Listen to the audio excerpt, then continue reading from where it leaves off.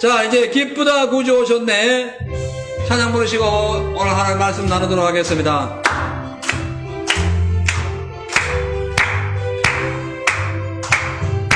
기쁘다 구주 오셨네. 만백성 맞들어 온 교회여 다 일어나 다 찬양하여라. 다 찬양하여라. 다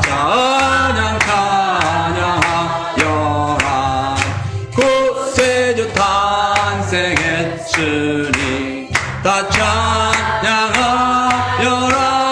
이 세상에 만물들아 다 하나하여라. 다 하나하여라. 다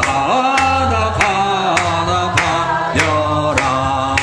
온 세상 죄를 사하러 주 예수 오셨네. 죄와 슬픔 몰아내고 다 구원하시네. 다 구원하시네. 다 구원하시네. 은혜와 진리 되신 주 다 주관하시니 만국 백성 구주 앞에 다 경배하여라. 다 경배하여라. 다 경배하여. 온 세상 죄를 사하러 주 예수 오셨네. 죄와 슬픔 몰아내고 다 구원하시네. 다 구원하시네. 다 구원하시. 은혜와 진리 은혜와 진리 되신 주 다 주관하시니 만국 백성 구주 앞에 다 경배하여라. 다 경배하여라. 다 경배하여라. 자, 우리 이 시간에 기도하겠습니다. 하나님 감사합니다. 고맙습니다. 성령의 은혜가 오는 시간 함께하는 놀라운 시간 되게 하옵소서. 이제 아버지 하나님의 뜻이 이 땅 가운데 임하게 하여 주시고 성탄절이 이제 다가오는 이때에 하나님 오늘 우리가 죄 가운데서 돌아서게 하시고 하나님 말씀 안으로 들어가서 깊이 있는 신앙생활을 통하여 하나님 주시는 그 은혜의 생명의 능력으로 승리할 수 있도록 도와주시옵소서. 시정을 주님께 엇딱드리며 오늘 이 시간 아버지여 주님 앞에 예배드릴 때에 현재 이 죄의 바다에서 수많은 인류가 지금 죽어가는 이때 하나님 아버지여 예수 내 복음의 소식은 진짜 죽어가는 영혼들에게 폭발적인 생명의 능력을 준다는 사실을 알고 마귀가 다스리는 이 시대에 예수께서 오심으로 마귀가 물러가고 죄가 물러가고 사망이 물러가고 생명이 충만하게 되었사오니 이 생명의 충만함을 마귀에게 다시 빼앗기는 어리석은 자가 되지 않게 하시고 과거의 아버지 죽음의 그 역사를 생명의 역사로 바꿔놓으신 그 마귀의 통치에서 예수 그리스도의 생명의 통치로 바꿔주신 그 아버지 하나님의 놀라운 은혜를 바라보며 이 성탄절을 준비하면서 저희들이 더욱더 예수 그리스도의 탄생 그리고 십자가의 죽음 부활 승천 후 성령의 역사 하나님의 늘 그 보호하시는 믿음의 그 역사를 우리가 늘 바라보며 살아갈 수 있도록 주님 축복하여 주시옵소서. 이 시간도 은혜와 진리로 다스리시는 예수 그리스도의 이름으로 기도하옵나이다. 아멘. 할렐루야. 아멘. 하나님 말씀 보십니다. 여기 수건 좀 주세요.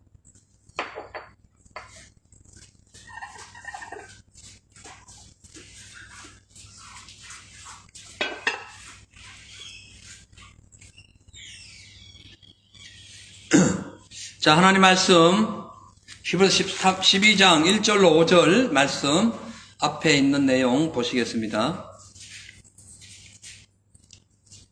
그러므로 우리에게 구름같이 둘러싼 허다한 증인들이 있으니 모든 무거운 것과 얽매이기 쉬운 죄를 벗어버리고 인내로서 우리 앞에 당한 경주를 경주하며 믿음의 주여 또 온전케 하시는 이인 예수를 바라보자. 저는 그 앞에 있는 즐거움을 위하여 십자가를 참으사 부끄러움을 게으지 아니하시더니 하나님 보좌 우편에 앉으셨느니라. 너희가 피곤하여 낙심치 않기 위하여 죄인들의 이같이 자기에게 거역한 일을 참으신 자를 생각하라. 너희가 죄와 싸우되 아직 피 흘리기까지는 대항치 아니하고 또 아들들에게 권하는 것 같이 너희에게 권면하신 말씀을 잊었도다.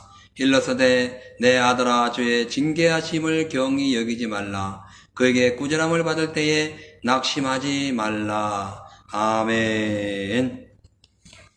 할렐루야.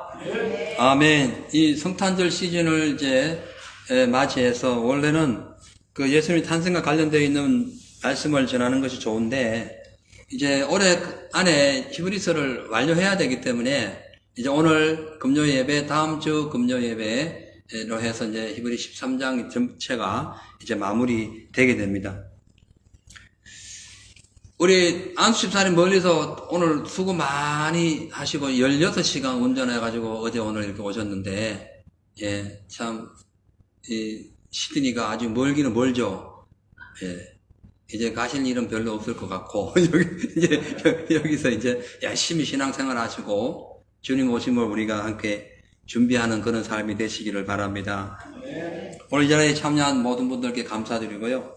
오늘은 순복음교회 홍요셉 목사님 원로 목사 추대 예배가 있어서 또 제가 또 참석 안 할 수 없기 때문에 참석을 했는데 좀 늦어질 것 같아서 7시 30분으로 시간을 30분, 조금 이렇게 연장을 했습니다.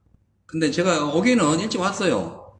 예, 괜히 연장했다 그런 생각이 드는데 왜냐면 워낙 많은 분들이 계시고 서로 인사 나누고 하다 보니까 한 300명 오셨어요. 예, 그래, 목사님들도 한 5, 60분 오셨고, 그래가지고, 그러다 보니까 이제, 아무튼 늦게 왔어요. 아무튼 늦게 예배를 시작하게 됐어요. 근데 7시 반에 예배 드리는 것도 괜찮은 것 같아요. 여름이라서. 아무튼 그건 나중에 연구하도록 하고요. 자, 오늘 이제 이 본문 말씀, 히브리서 12장 말씀은 11장에서 연결되는 그 믿음의 선진들과 연결되는 부분입니다. 그래서 이제 그 믿음의 선진들을 통해서 앞으로 우리가 나아가야 할 방향, 믿음의 포커스, 그 목적, 우리가 갈망하고자 하는 그것이 무엇인가에 대해서 말씀해요. 그래서 오늘 제목은 믿음의 경주와 영원한 목표라고 정해봤습니다. 그러니까 이 지금 오늘 본 말씀은 그 과거에 11장에 나왔던 믿음의 선진들을 통해서 이제 앞으로 우리도 똑같이 그 믿음의 선진들의 그 삶을 신앙을 따라가기 위하여 마치 그분들이 그 믿음의 경주를 했듯이 우리도 경주해야 된다. 그래서 달려가야 된다. 그러면서 하나님이 그 믿음의 선진들이 걸어간 그 길을 우리가 천국 가는 그날까지 결코 이렇게 포기하지 말고 계속 밀고 나가야 된다. 이것을 말씀하고 있어요. 그래서 내용이 이제 기니까 짧게 바로 본문에 들어갑니다. 히브리서 12장 1절에 보니까 이러므로 우리에게 구름같이 둘러싼 허다한 증인들이 있다라고 말씀하고 있어요. 이 본문 나오는 증인은 헬라어 마로테론인데 이것은 그림자, 관람자 이런 의미입니다. 이걸 다시 설명하자면은 진리를 증거하기 위하여 적극적으로 참여하는 자 이 뜻이에요. 그러니까 믿음의 가정은 이 신앙의 선배들의 그 믿음을 본받아 가지고 어떠한 상황 속에서 끝까지 인내하고 충성함으로써 결승점을 향하여 계속 달려가는 것을 의미하고 있어요. 그리고 여기에 보면은 허다한 증인들이 있으니 모든 무거운 것과 얽매이기 쉬운 죄를 벗어버리고 인내로서 우리 앞에 당한 경주를 달려가라 이렇게 말씀하고 있어요. 이 얽매이기 쉬운 죄라는 것은 헬라어 텐하마티안이라는 것인데 이 텐하마티안은 믿음이 흔들리거나 배교한 걸 의미해요. 배교. 그러니까 믿음이 막 왔다 갔다 하는 거를 그와 동시에 아예 그냥 믿음이 싹 바뀌는 것, 배교, 주님을 떠나는 것 이것을 얽매이기 쉬운 죄 이렇게 표현하고 있어요. 그러니까 이 얽매이기 쉬운 죄 이거는 예수님을 배교하는 것까지 이르는 죄이기 때문에 이걸 빨리 벗어버려야 된다는 거예요. 그죠? 우리가 운동선수가 옷을 깔끔하게 입어야 돼요. 달리기 하려면 그죠? 뭐 막 온갖 주렁주렁 달려가지고 패션쇼 하듯이 막 그런 거 입고 어떻게 달려갑니까? 그죠? 딱 깔끔하게 입고 달려가죠. 여기에 보면 얽매이기 쉬운 죄를 벗어버린다는 의미에는 비대한 체중을 줄인다는 의미도 있어요. 약간 좀 이상한 표현인데, 그러니까 비대하고 막 그 체중이 두꺼워가지고 또 뚱뚱해가지고는 못 달려간다는 걸 의미해요. 그 이게 뭐냐면은 얽매이기 쉬운 죄가 우리의 육신에 더덕더덕 붙어가지고 마치 그 어설픈 옷을 입고 있는 것과 같으면은 결코 옳은 지점에 못 간다는 표현이에요. 그것이 이제 영적으로 배교하는 것, 믿음 흔들리는 것, 뭐 육신적인 삶을 사는 것, 온갖 부정적인 생각하는 것 다 포함돼요. 그걸 벗어버려요. 그걸 벗어버려야 된다는 거죠. 그걸 벗지 못하면 가다 보면 일이 걸리고 그렇잖아요. 긴 거, 두꺼운 거 입으면은 일이 걸리고 저리 걸리다 보니까 정확하게 못 가는 거예요. 이 죄 가운데 가다 보면은 믿음을 갖고 가면서도 죄가 자꾸 일이 걸리고 저리 걸리다가는 나중에는 옷만 다 너덜너덜 해주고 꼴인 지지 못 가는 거예요. 나중에 주님 앞에 바로 설 때에 주님 앞에 서는 날 온전히 설 수가 없다는 거예요. 옷이 다 믿음의 옷이 다 찢어져가지고 어디가 없는 거예요. 그걸 표현하는. 그래서 얽매이기 쉬운 죄를 벗어버려야 됩니다. 아멘. 이것이 얼마나 중요한지 몰라요. 그러기 위해서는 어떻게 해야 되느냐? 우리 신앙을 방해하는 장애물들, 육신적인 생각, 혼적인 어떤 그런 느낌, 이런 것보다는 영적인 삶, 하나님이 내게 어떤 말씀을 하시는가에 따라서 그 말씀을 따라가는 이런 삶이 중요하다는 거예요. 그렇게 해야만이 이 사단이 미혹하고 세상이 유혹할 때에 그 너덜너덜한 옷을 입고 막 이리 걸리고 저리 걸리는 것이 아니라 깔끔한 옷을 입고 달려가기 때문에 모든 것을 다 정리하고 신속하게 옳은 지점에 들어갈 수 있기 때문에 그렇다는 거예요. 그래서 믿음을 경주하는 우리 하나님의 사랑하는 성도님들은 하나님 외에 사랑하는 것들, 즉 세상 관심사나 자만에 빠져 있거나 세상을 사랑하고 애착하는 것 등등 육신의 장애물은 즉각 벗어야 됩니다. 할렐루야. 네. 그 다음에 2절에 보면은 믿음의 주에 또 온전케 하신 예수를 바라보자. 저는 그 앞에 있는 즐거움을 위하여 십자가를 참으사 부끄러움을 개의치 아니하시더니 하나님의 보좌 우편에 앉으셨느니라 라고 말씀하고 있습니다. 이 믿음의 주에 온전케 하시는 이 말씀은 바로 예수님을 의미하죠. 그러니까 믿음의 주. 우리 예수님은 세상 사람들이 말하는 문화적인 어떤 그런 철학적인 개념에서 신이 아니라 우리의 믿음을 통하여 구원하시는 주님이지. 그죠? 그래서 그 예수님을 바라보자는 거죠. 왜? 그 예수님은 우리를 온전케 하시기 때문에 그렇다는 거예요. 여기 온전케 하다는 뜻은 완수하다, 완성하다, 완전 종결 이 뜻이에요. 그러니까 예수님은 믿음의 주에 우리를 온전케, 완전하게, 완전 종결, 완수해서 구원을 완성했다는 거예요. 그래서 그분을 바라보라는 겁니다. 왜? 예수님께서 십자가에서 친히 돌아가셨다가 부활하심으로써 모든 죄를 다 종결시키고 구원을 완성했기 때문에 그렇다는 거죠.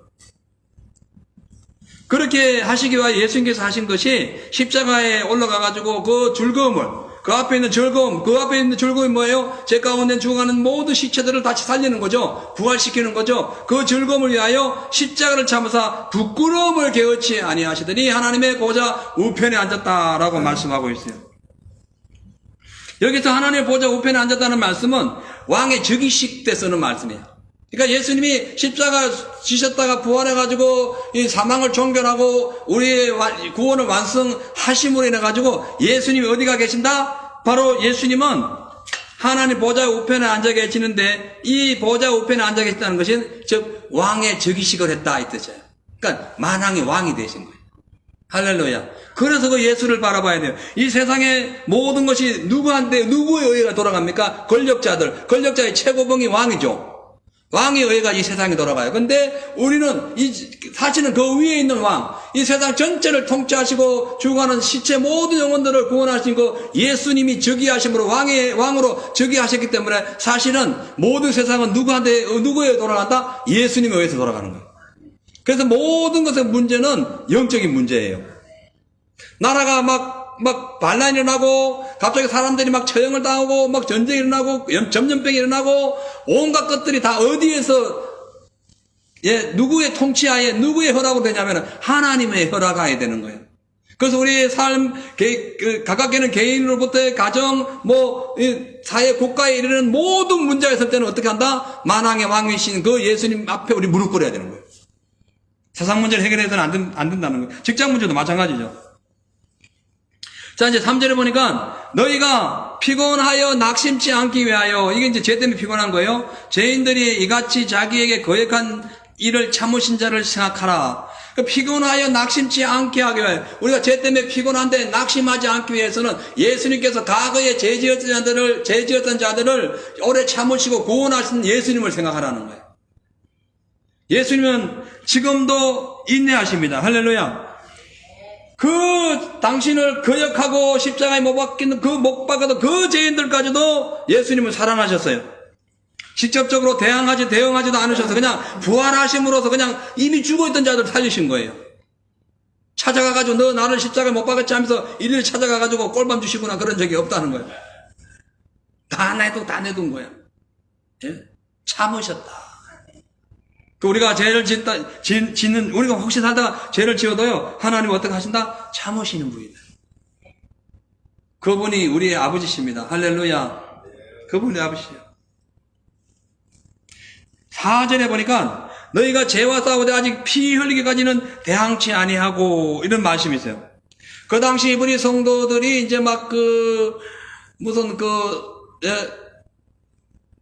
예수 믿는 것 때문에 환난당하고 고난당하고 막 아픔을 당하고 이러니까 믿음에서 막 떠나가는 현상들이 많았어요. 그래 유대교로도 가고 세상 종교로 로마 신을 믿기도 하고 황제를 숭배하기도 하고 막 너무 힘드니까. 예?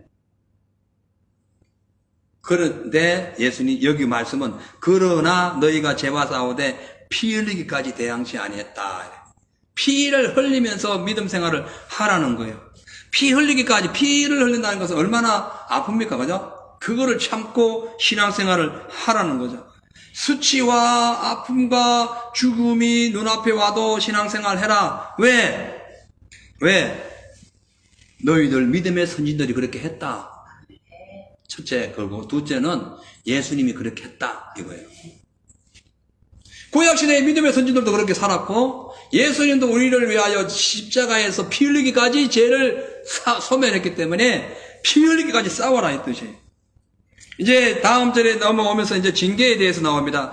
5절 보니까 6절까지 나와 있어요. 또 아들들에게 건하는 것 같이 너희에게 건면하신 말씀을 일렀으되 내 아들아 주의 징계하심을 경히 여기지 말며 그에게 꾸지람을 받을 때에 낙심하지 말라. 주께서 그 사랑하시는 자를 징계하시고 그의 받으시는 아들마다 채찍질 하심이라 하셨으니 이렇게 말씀합니다. 이 본문 말씀은 잠언 3장 11절에서 12절에 있는 말씀을 인용한 말씀으로서 하나님께서는 자신과 더 밀접한 관계를 만들기 위하여 죄인들, 주님을 떠난 자들, 하나님의 은혜를 잃어버린 자들, 이런 사람들을 징계하세요. 징계해가지고 다시 끌어당겨서 예수님과 더 가까운 관계를 맺게 하기 위하여 징계를 하신다는 거예요. 여기서 보면은 6절에 주께서 그 사랑하시는 자를 징계하시고 그의 받으신 아들마다 채찍질 하심이라 라고 말씀하는데요. 이 채찍질은 그 당시에 누구한테 사용했냐면은 죄수, 노예, 전쟁에서 패배한 자들 채찍 썼어요. 채찍은. 근데 이 채찍이 일반 징계하고는 너무 많은 차이 나는 것이 너무 아파요. 채찍 맞으면. 죄 때문에. 예수님이 그거 맞았잖아요. 우리 죄 때문에. 그래서 이 채찍질 하심이라는 것은 예수님께서 채찍을 맞아가지고 우리 인류를 구원해 주셨듯이 죄 짓고 지옥 가는 자를 하나님 보지 않겠다는 거예요. 어떻게든 주님이 선택한 자는 거꾸로 가고 옆으로 가고 곁길로 가고 엉뚱한 데 가면 반드시 채찍질을 가해가지고 땡기겠다는 거예요. 하나님과의 멀어진 관계를 다시 접목시키고 더 가까이 이루어지시기 위하여 채찍질 되겠다는 거예요. 그냥 이리 돌아와라 이리 와라 이렇게 말씀하신 것이 아니라 사랑하는 자를 채찍질을 한다. 왜? 근데 채찍질을 안 당하고 있어요. 내가 막 죄를 짓고 하나님 편에 서지 않는데도 아무런 채찍질이 안 당하고 있어요. 울어야 되라는 거예요. 울어. 왜? 주님이 나를 떠난 거예요. 그죠? 왜냐하면은 사랑하는 자식이 잘못된 길을 가면요, 부모가 채찍질을 해요. 근데 엉뚱한 일을 하고 아예 잘못된 길로 가는데도 불구하고 채찍질을 안 하는 것은 그 자식이 아주 믿거나 아니면 자기 자식이 아니기 때문에 그래요. 하나님도 마찬가지라는 거예요. 하나님은 자식이 잘 되기를 바라는 부모의 마음처럼 자기 백성들이 잘 되기를 원하는데 죄를 품고서는 사망이 함께하기 때문에 잘 될 수가 없다. 그래서 죄를 품고 있는 자들에게는 징계의 훈련을 통해 가지고 돌아오게 하시는데 가장 센 방법이 채찍이라는 거예요. 몸에 살갗에 이 살이 뚝뚝뚝뚝 떨어져 나가거든요. 채찍 치면은 쇠 살코리를 끼워가지고 그만큼 고통을 준다는 거예요. 어떤 사람은 돈을 사랑해가지고 주님을 떠나면 돈 다 쳐버립니다. 뺏어버려요. 그냥 뺏는 게 아니라 아주 거지를 만들어가지고 일수돈 빌려로 다니는 돈을 만들어버려요. 실질적으로 그렇다, 실질적으로. 주님 사랑하시는 분들 그런 거 많이 봤어요. 예? 또 다른 어떤 걸로 죄를 지면은 그거를 완전 뺏어버려요. 뺏어가지고 아주 처참하게 만들어버립니다. 예. 그래서, 근데 이게 이제 그런 일을 당하면은 믿음 있는 사람은 주님 잘못했습니다 하면서 집 나갔던 둘째 아들처럼 회개하고 돌아오는데 끝까지 이미 타락해가지고 돌이킬 수 없는 사람은 그냥 그러다 타락하고 그러다 믿음 빼앗기고 마는 거죠. 여러분, 이 훈련과 징계는 달라요. 훈련은요, 그냥 보편적인 어떤 것에서 더 모든 것을 더 좋게 하기 위하여, 더 강하게 하기 위하여 주시는 것이고, 징계는 잘 나가다가 안 된 것을 올려주기 위하여 하는 거예요. 그래서 징계는 더 센 거예요. 힘든 거예요. 히브리서 12장 7절에 보니까 너희가 참음은 징계를 받기 위함이라 하나님의 아들과 같이 너희를 대우하시나니 어찌 아비가 징계하지 않는 아들이 있으리요. 이렇게 말씀해요. 그러니까 하나님께서 자기 백성에게 징계를 주시는 이유는 그 백성들을 사랑하신다는 거예요. 그래서 이 땅에 우리가 사는 동안에 하나님과의 관계가 멀어지고 할 때는 반드시 하나님 우리에게 찾아오시는데, 진짜 아무리 내가 죄를 짓고 해도 아무런 반응이 없다. 그러면 이제 그걸 뭐라 하냐면은 사생자다. 8절 한번 읽어봅니다. 시작.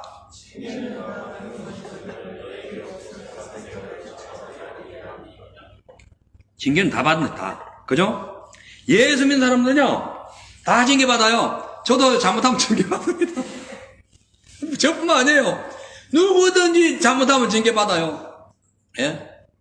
물질에 징계받고, 인격에 징계받고, 뭐, 사람관계에서 막, 그냥, 뭐, 아주 그냥 힘든 일을 당합니다. 근데, 징계가 없으면 어떻게 하냐?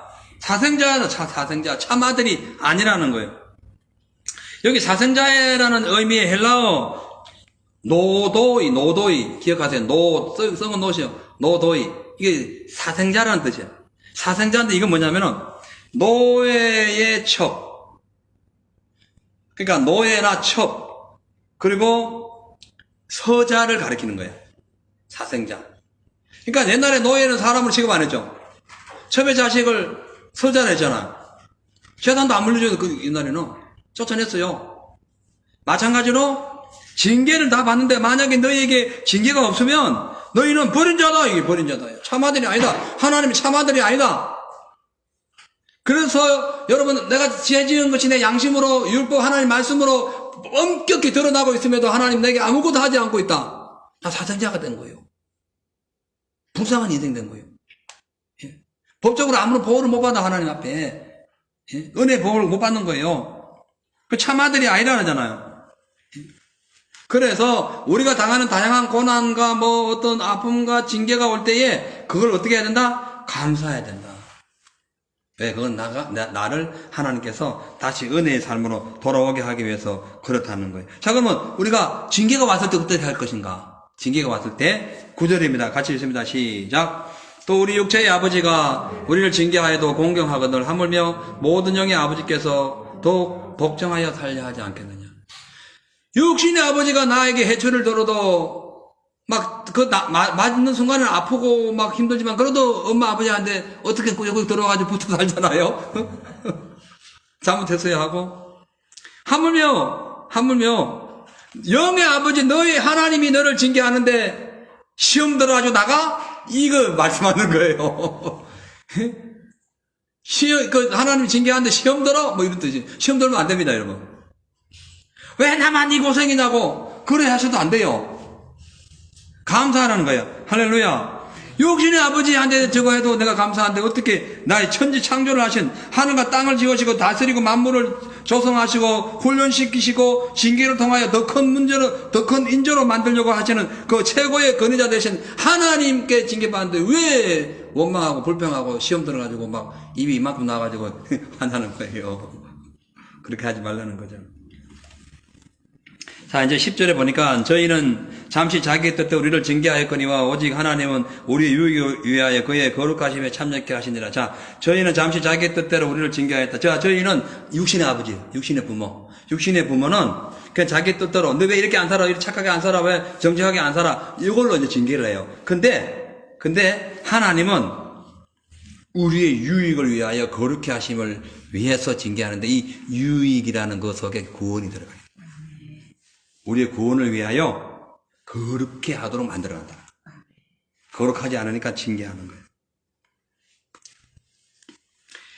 육신의 아버지가 하는 징계는요, 불완전합니다. 완전하지 않아요. 그러니까 육신의 아버지가 자식을 징계하면서도 그 아버지는 죄를 져요. 그죠? 그럴 때 있잖아요. 자식한테 이렇게 살지 말라 해놓고 부모가 더 하는 경우도 있잖아요. 그런데 우리 영의 아버지, 하나님 아버지는 한 번도 거룩된 길을 간 적 없고 완벽 퍼펙트한 그 진리의 말씀이기 때문에 한 번도 바뀐 적이 없는 생명, 올곧은 생명 그 자체이기 때문에 하나님의 징계는 정확하다는 거예요. 그렇잖아요. 그래서 징계가 올 때 어떻게 한다? 주님이 나를 거룩해 함에 동참케 하기 위한 훈련이다 생각해요. 아멘. 여러분, 그런 마음을 갖고 있으면요, 하나님께서 그 징계를 오래 가게 하지도 않아요. 채찍질을 말면 평생 하겠습니까? 그렇게 하지 않아요. 아, 넌 됐다. 그래서 바로 현지시켜줍니다. 우리가 하나님께 징계받을 때 감사해야 할 이유는 하나님의 징계는 영적인 성숙과 연관되어 있어서 그래요. 진리와 거룩으로 거듭나게 하기 위해서 나타나는 영원한 하나님의 생명과 사랑이기 때문에 그런 거예요. 그래서 이 모든 징계를 사실은 예수님이 받으셨어요. 어디에서? 십자가에서. 누구를 대신해서? 우리를 대신해서. 그래서 예수 믿는 분들은 우리에게 징계가 올 때에 예수 십자가를 생각하면서 죄송하고 미안해가지고 회개하고 감사하고 다시 돌아가도록 준비해야 됩니다. 아멘. 왜냐하면은 11절에 그래 돼 있어요. 12장 11절에 무릇 징계가 당시에는 그 당시 징계 당할 때는 즐거워 보이지 않고 슬퍼 보이지만 후에 그 징계로 인하여 말미암아 그 징계를 잘 이겨낸 연단한 자에게는 의의 평강한 열매를 맺는다. 의와 평강의 열매를 맺는다는 거예요.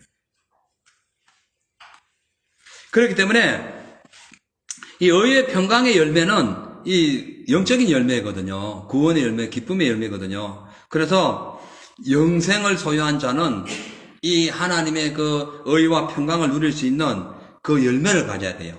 그렇게 하기 위해서 13절에 이렇게 되어 있어요. 그러므로 12절 13절이 되어 있어요. 그러므로 피곤한 손과 연약한 무릎을 일으켜 세우고 너희 발을 위하여 곧은 길을 만들어 저는 다리로 하여금 어그러지지 않고 고침을 받게 하라. 참 말씀, 보통 말씀, 이런 말씀 이게 참 어떤 문학가가 이런 말씀을 쓰겠어요. 예, 대단한 거죠. 자, 보세요.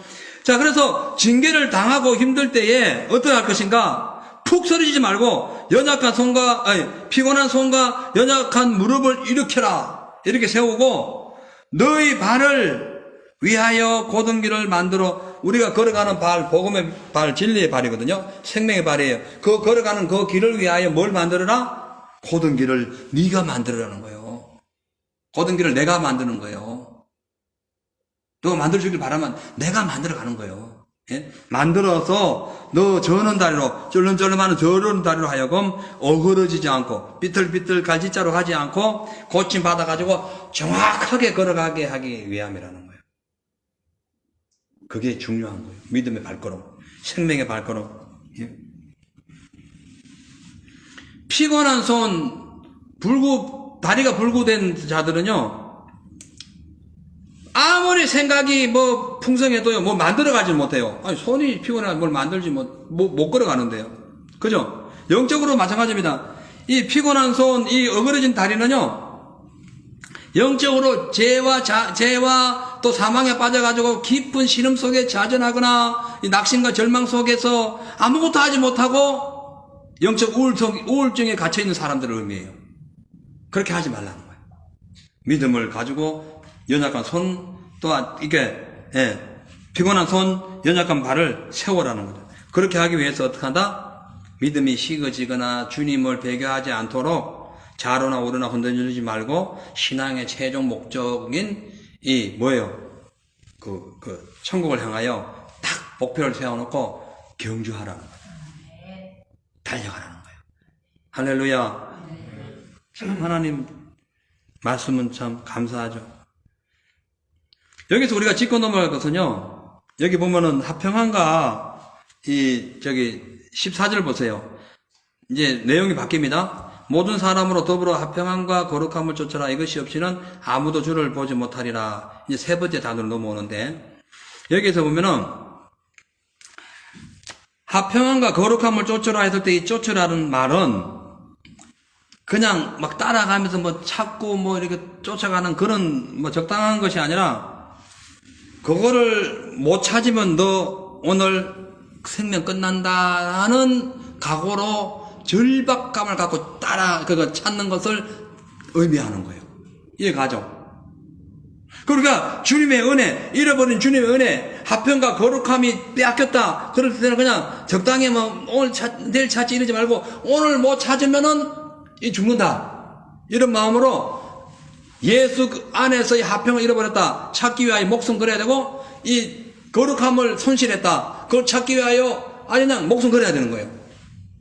이것이 안 되니까 신앙생활에 맨날 어제 오늘 똑같고, 아무리 결심해도 맨날 그 모양이고 또 넘어지고 또, 강아지가 토한 걸 다시 먹듯이 맨날 그러는 거예요.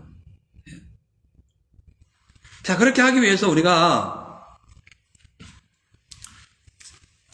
하나님의 말씀이 우리에게 임할 때에 우리의 영적인 삶을 주님께 맡기고 본질적인 입장에 들어가서 내 믿음을 지키기 위하여 노력을 해야 되는 거예요. 특히 여기에서 보면 거룩함이 나오는데, 이 거룩함이라는 이 말은요, 이 완료형이 아니라 진행형입니다. 그러니까 거룩해졌다가 아니라 거룩해지고 있는 이런 뜻이에요. 거룩해져야 하는 뭐 그런 미래형이 되는 거예요. 자, 그래서 이 거룩함이라는 것은 본질적인 속성인 하나님의 거룩함을 계속 만들어가라는 뜻이에요. 계속. 이거 쉽지가 않거든요. 그래서 베드로전서 1장 15절 16절에 보면은 오직 너희를 부르신 거룩한 자처럼 너희도 모든 행실에 거룩한 자가 되라. 기록하였을 내가 거룩하니 너희도 거룩할지니라. 레위기 11장에 있는 말씀을 지금 다시 말씀하고 있는 거예요. 근데 이제 신앙생활 하다 보면 거룩함도 중요하지만, 거룩함은 하나님과 나와의 관계예요. 화평함이 필요합니다. 화평함은 사람과의 관계예요. 그래서 아까 화평과 거룩이 같이 나온 거죠. 근데 화평이 안 되는 경우, 그러니까 하나님하고는 거룩함을 가지려고 준비 많이 하는데 화평함이 이게 희미해지는 사람들이 많아요. 이것도 문제예요. 똑같이 골고루 이웃과 가족과 가정과 또 교인들과 교우 관계 모든 것이 화평해야 됩니다. 그러니까 나로 인하여 어떤 사람이 시험 들거나 실족하지 않도록 조심해야 돼요. 조심해야 돼요. 그래서 사도 바울은 음식까지도 먹어도 되지만 실족할까봐 안 먹는다잖아요. 그러니까 앞으로 이제 교회 직분자분들은 이거 잘해야 돼요. 뭐 장로님, 권사님, 뭐 무슨 집사님 했는데 뭐 술이나 먹고 담배 피우고 막 다니는 어느 길거리에서 봤다. 그거 본 사람이 그 사람 때문에 실족하면 연자맷돌 매달아가지고 물에 빠뜨린다니까. 연자맷돌 알죠? 몇 톤 되는 돌멩이 여기 목에 매달아가지고 바다에 빠뜨린다. 주님 그렇게 말씀하셨어요. 그래서 신앙생활이 오래 가면은 나를 위해서도 살아야 되지만 주님을 위해 살아야 되는 거예요. 또 그것이 거룩이에요. 또 나를 위해 살아야 되지만은 이웃을 위해서 살아야 돼요. 이것이 화평이에요. 이 두 가지가 꼭 이렇게 같이 믹싱돼야 되는 거예요. 그래서 마태복음 5장 9절에 보면은 화평케 하는 자는 복이 있나 저희가 하나님의 아들이라 이 그림을 받을 것이요. 예. 하나님의 사람, 하나님 아들은 합격해야 되는 거예요. 자, 이제, 넘어가서요. 시간이 이제 관계로. 16절, 17절 봅니다. 조금 넘어가서 16절, 17절 보면은, 15절부터 볼게요. 너희는 돌아보아 하나님의 은혜에 이르지 못하는 자가 있는가 두려워하고 또 쓴뿌리가 나서 괴롭게 하고 많은 사람들이 이로 말미암아 더러움을 입을까 두려워하라. 이렇게 말씀합니다. 이 말씀은요, 주의 종들에게 하는 말씀이에요. 교회 직분자들에게 하는 말씀이에요. 그러니까 너희는 돌아보아라. 너 자신을 돌아봐가지고 하나님의 은혜에 이르지 못하는 자가 있는가 이렇게 보면서 두려워. 그리고 썬뿌리가 나가지고 많은 사람들을 괴롭게 하고 더럽게 하는 그런 사람이 있지 않는가. 너도 살피고 다른 사람도 살피라는 거예요. 그 교회 직분자들은 주로 목회자들은 더 하겠죠. 여기에 해당됩니다. 그래서 그들을 잘 케어하고 잘 감독하고 잘 리드하고 이런 것이 필요한 거죠. 그죠? 여기 보면 썬뿌리가 나는데 이 썬뿌리라는 것은 복 있는 열매라는 뜻이에요. 그러니까 우리의 신앙 잘못 때문에 혹은 또 교인들 중에 신앙 잘못 생활해가지고 다른 사람에게 독을 뿌리지는 않는가를 잘 관찰하라는 거예요. 신앙생활 중요한 거예요. 그렇게 해야 경주하는 거예요. 그것이 경주하는 삶에 비유하고 있는 거예요. 다 오늘. 예? 그러니까 당연히 나는 독 먹으면 안 되죠. 예? 근데 다른 사람이 혹시 독을 먹고 있나 잘 보라는 거야. 혹시 이단 사설에 빠지지 않는 혹시 내가 복음에 빠져가지고 혼자 멋대로 신앙생활 하고 있지는 않은가. 하나님 말씀이 아닌 그 인간의 유전 따라가고 있지는 않은가. 예? 그걸 전통이라고 따라가고 있지는 않은가. 그거 잘 보고 그 일 보이면은 잘 리드해야 돼요. 썬뿌리 먹으면 안 되니까. 이게 독이란 독의 열매, 독극물 뭐 이런 게 표현되는 거예요. 그리고 이제 이 독극물, 여기 독초, 썬뿌리의 그 의미는, 그러니까 쓰고 독이 있는 열매라는 것을 의미함과 동시에요, 우상숭배를 의미합니다. 원어에 그래야 돼요. 우상숭배. 그러니까 우상숭배는 또 뭐예요? 하나님 외에 사랑하는 거 다 우상숭배잖아요. 자기 사랑, 자기 우상숭배지. 자기 우상이 되는 거예요.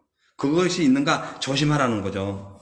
그래서 하나님 말씀을 듣고도 마음이 뭐 완고하거나 막 엉뚱한 곁길로 가거나 불신앙을 하거나 혹은 배교하는 사람이 없는가 이렇게 살피면서 나도 그렇지 않는가 보라는 거예요. 이것이 신앙의 그 경주하는 삶에 있어서 매우 중요하다는 거예요. 그러면서 이제 16절에 보면은 음행하는 자와 혹 한 그릇 식물을 위하여 장자의 명분을 판 에서와 망령된 자가 있을까 두려워하라. 그것도 봐요. 근데 두 번째 2차적으로 이제 이거는 이제 완전 육신적인 삶 그 자체를 얘기하는 것인데 이게 뭐냐면은 이 음행하는 자 그리고 한 그릇의 식물을 위하여 장자의 명분을 판 자. 이 음행과 식물 때문에 장자의 명분을 판 것을 같이 지금 표현하고 있어요. 음행이 뭐냐면은 하나님을 떠나서 육신의 정욕을 따라 사는 것이에요. 자, 그러면 에서가 한 그릇 팥죽을 팔아가지고 음식을, 예? 장자의 명분에 판 그 에서는 뭐냐면은 육신의 정욕 때문에 그랬다는 거예요. 그래서 그 당시에 신앙 공동체로 살았던 히브리 교회의 교인들이 음행을 엄청나게 했고 육신의 배를 채우기 위하여 돈벌이에 하나님보다 돈벌이에 열중을 했고 직분을 받아놓고도 돈벌이 때문에 교회에 오지도 않았고 이런 것이 많았어요. 음행도 했어요. 그 똑같이 지금 망령되다고 분명히 지금 설명하고 있어요. 망령되다는 의미는 세속적이다, 거룩하지 못하다 뭐 그런 의미예요. 이게 음행하다 이 뜻이에요. 한마디로. 그렇기 때문에 이 육적인 음행의 그 성적인 부도덕성과 육신의 정욕을 같이 표현하고 있다니까요. 똑같은 거예요. 육신의 정욕에 깊이 빠지지 말라는 거예요. 왜? 지금 에서가 장자의 명분, 그거를 육신의 팥죽 한 그릇 때문에 쉽게 팔아넘길 수밖에 없었던 것은 그가 하늘의 참된 복보다가 눈에 보이는 육신의 가치관을 더 가치 있게 생각했기 때문에 그런 거예요. 마찬가지입니다. 신앙생활도. 그래서 우리가 근데 나중에 에서가 후회했지만은 다 뭐 그냥 17절 보면은 너희 아는 바와 같이 저가 그 후에 축복을 기업으로 받으려고 눈물을 흘리며 구하되 버림받아요 회개할 기회를 얻지 못하였다. 이미 빼앗겼으니까 방법이 없는 거예요. 이것은 영적인 깊은 의미로 하나님을 떠나가지고 마귀를 좋아가지고 마귀를 따라가면은 이게 회개하기가 쉽지가 않은 거예요. 그래서 눈물로 간구해도 안 되는 그런 억울한 일을 당하기 전에 처음부터 신앙생활 잘하는 거예요. 그죠? 근데 안 덥습니까? 안 더운데? 에어컨 좀 틀어주세요. 하나님이 그 장자권을 그에게 주셔가지고 영적인 선물을 주셨는데 왜 하나님을 떠나가지고 팥죽 한 그릇에 그 장자권을 파냐는 거예요.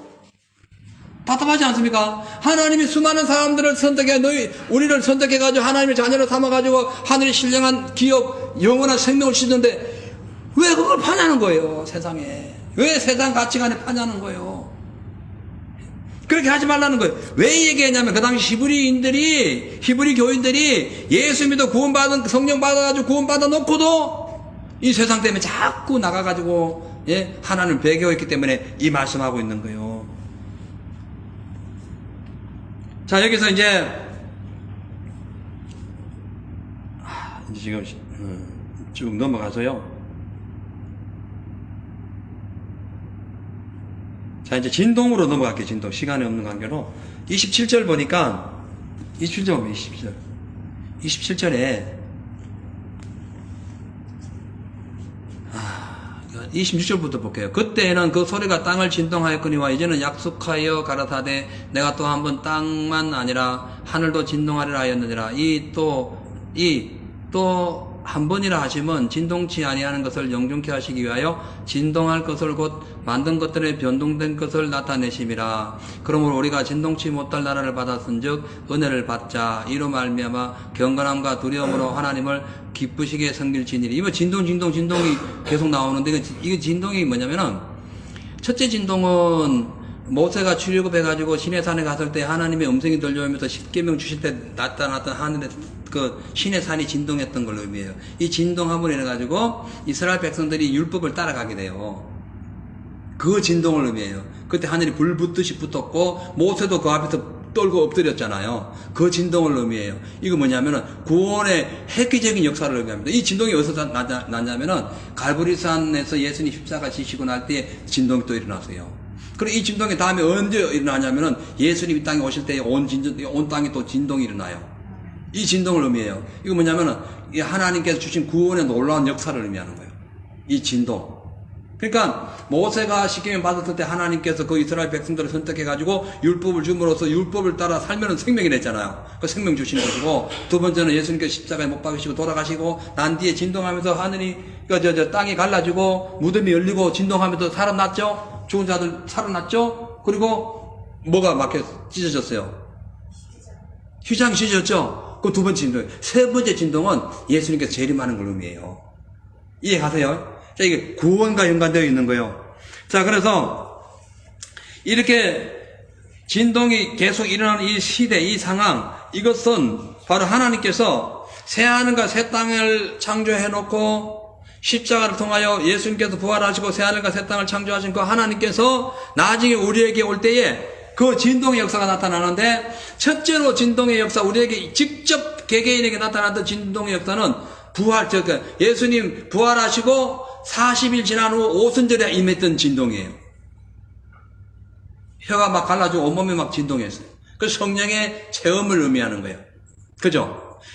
그 다음에 이 실질적인 그 진동은 새하늘과 새 땅에 모든 자들이 올라가가지고 하나님을 찬양할 때 온 땅이 진동할 정도로 엄청난 영광의 그 자리에 올라가는 걸 의미해요. 그래서 결론적으로 얘기하자면은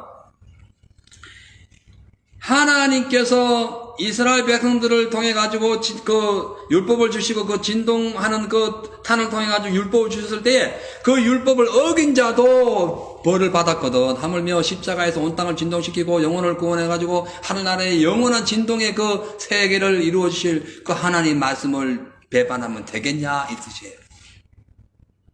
진동이라는 것은 강력한 힘, 움직이는 능력, 그런 걸 의미해요. 그러니까 하나님께서 우리 제약 같은 제약 속에 살아가도 우리를 막 움직이고 진동시켜가지고 막 추악한 죄들 다 소멸하고 경건과 거룩함과 화평함과 온유함과 이런 것을 쫓게 했는데 다시 오실 예수님, 진동하실 예수님을 준비하는 우리가 그걸 잃어버렸어야 되겠냐 이 뜻이에요. 진실하신 거룩하심을 잃어버렸어야 되겠냐 이 뜻이에요. 그러면서 결론 부분에 와서 우리 하나님은 소멸하시는 불이다 이렇게 지금 말씀하고 있는 거예요. 그러니까 하나님은 소멸하시는 불, 이 불은 심판을 상징하는 말입니다.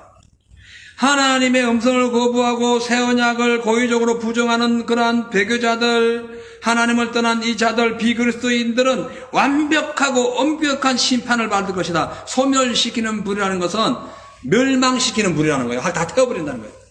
이거 언제 일어날 것인가? 마지막 때에 일어나는 거예요. 마지막 때에. 자, 지금 마지막 시대입니다.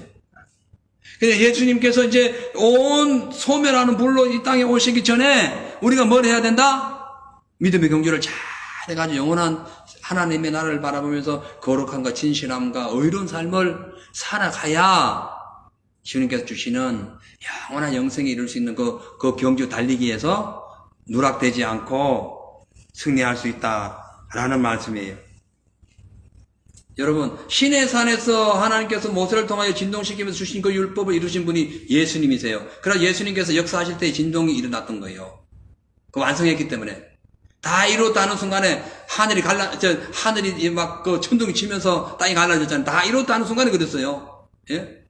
그래서 이루어진 거예요. 자, 그렇다면은 이제 새 언약, 예수님을 통하여 두 번째 나타났던 그 진동의 그 새 언약, 생명의 그 부활의 역사, 그 성령의 역사를 받은 저와 여러분들이 심판에 대해 가지고 우습게 여기면 되겠냐는 거죠. 왜 심판을 우습게 여기냐는 거예요. 심판이 있기는 어디 있냐고. 오늘 그 이단 그 영상을 보니까 잘 나가다가 하나님이 어떻게 세상을 심판할 수 있냐는 거예요. 이렇게 사랑하신다 했는데 이런 말을 하고 있어요. 나 참 어이가 없네. 그러면 그런 동영상이 있더라니까. 예? 여러분, 그래서 동영상 잘 봐야 됩니다. 푹 하다가 그냥 이단에게 빠질 수 있어요. 자, 이제 오늘 결론을 짓겠습니다. 예수님은 우리가 훌륭한 달리기 선수가 되기를 원해요. 훌륭한 운동선수가 되기를 원해요. 훌륭한 병사가 되기를 원해요. 아멘. 그렇게 하려면 어떻게 하는가? 얽매이기 쉬운 죄를 벗어버려야 됩니다. 걷지 않고는 세상 문화, 어떤 육신적인 삶의 어떤 모션을 다 철거하고 하나님의 진리의 말씀을 거룩함을 입은 그 새 옷을 입고 주님의 말씀을 향하여 저 천성을 향하여 하늘의 그간 영원한 천국에서 이루어 놓으신 예수 그리스도의 그 생명의 그 능력을 소망하면서 감사하며 달려가야 돼요. 이제 성탄절이 이제 곧 되는데 여러분, 예수님이 왜 오셨어요? 우리 영혼을 진동시키려고. 죽어가는 우리 영혼을 진동시켜가지고 그 우리 영혼을 다 깨가지고 그 안에서 죽어가는 모든 사망을 철거하고 그래서 하나님의 새 생명의 새 씨앗이 생명의 부활의 역사가 나타나도록 하기 위하여 오신 거예요. 그럼 이제 부활 성탄절이 내일 모레 이제 곧 다가오는데 우리가 믿음 생활을 더 예수님을 바라면 더 잘해야 된다는 거예요. 예. 그래서 뭐 성탄절 되면은 무슨 산타크로스 할아버지가 와가지고 그게 아니라니까요. 예. 온통 마귀가 아주 그냥 연박작전을 펴고 막 안개작전을 펴가지고 세상을 희한하게 만들었는데, 예. 지금 아마 십몇 년 전부터 크리스마스 틀 있잖아요. 틀 위에 있던 십자가 다 철거하기 시작해. 지금 십자가 없어요. 이제 별도 없어졌네. 별도 없어졌어. 그럼 저거 왜 하지? 성탄절을 왜 해요? 예.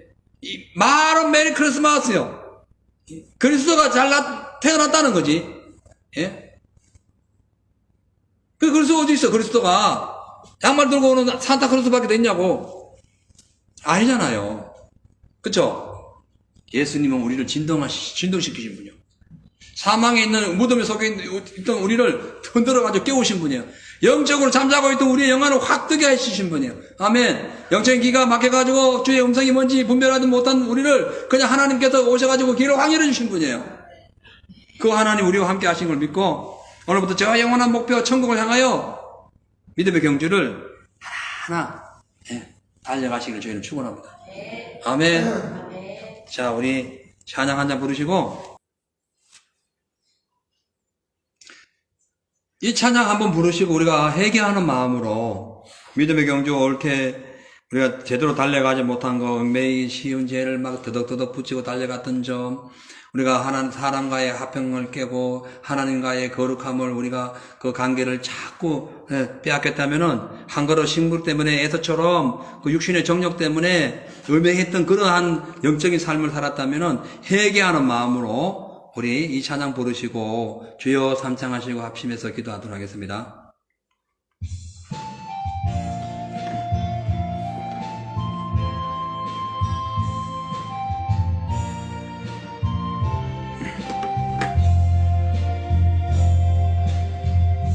너무 멀리 왔나요? 주님께 돌아가기에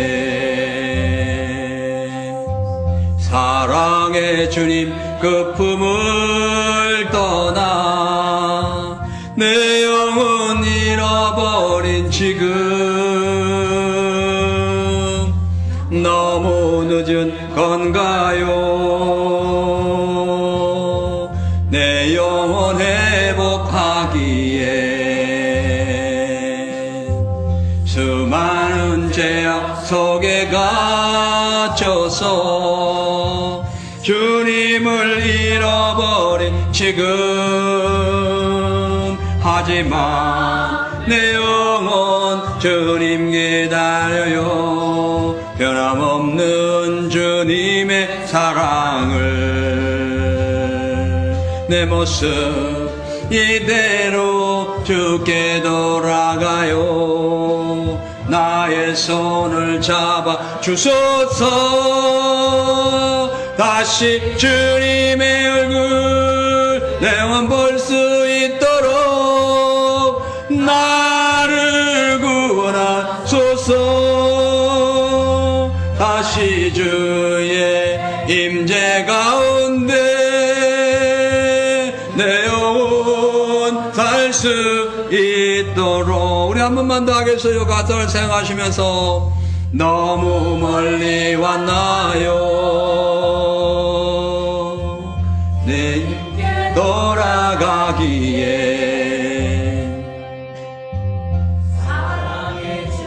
그 품을 떠나 내 영혼 잃어버린 지금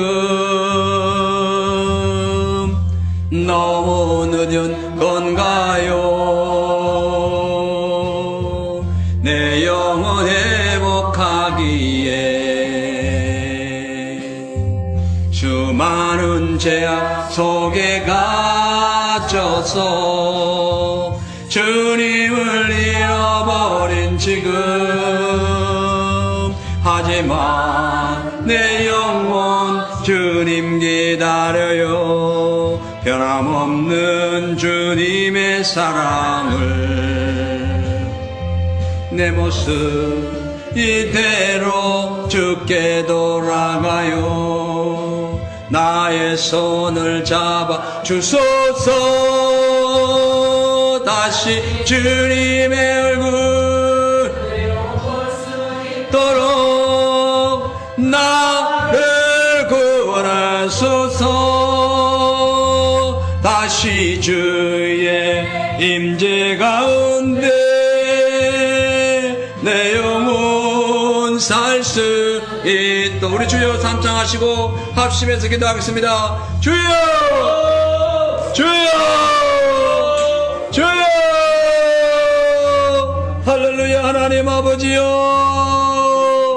주여. 할렐루야 할렐루야. 아버지여 성령이여 이 시간 아버지 하나님 앞에 간구합니다. 하나님 아버지여 그동안 우리가 오늘 이렇게 말씀대로 믿음의 주여 또 온전케 하시는 예수를 바라봤는지 못 봤는지, 그리고 또 아버지여 믿음의 허다한 그 선진들처럼 그 아버지 온전한 저 하나님의 한 나라를 향하여 저 전진했는지, 온전한 경주를 했는지, 화평함과 거룩함을 쫓아 진리 위해서 생명을 다하여 주님의 뜻을 따라 하였는지 그렇지 못했는지 우리 자신을 돌아보게 하소서. 할렐루야.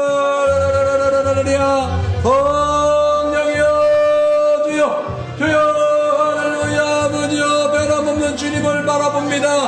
하나님의 사랑을 기억합니다. 하나님여, 우리 모서 이대로 산다가는 이 마지막 시대에 아버지여 예비하신 주의 그 능력을 우리가 주의 그 생명의 안에 들어갈 수 없사오니 하나님 오늘 우리가 믿음으로 온전히 바로 설 수 있도록 주여 우리의 삶을 주여 지켜 주옵소서. 우리의 삶을 주의 은혜 가운데 능력으로 지켜 주옵소서. 할렐루야. 주여 부르짖으세요. 부르짖으라. 주여.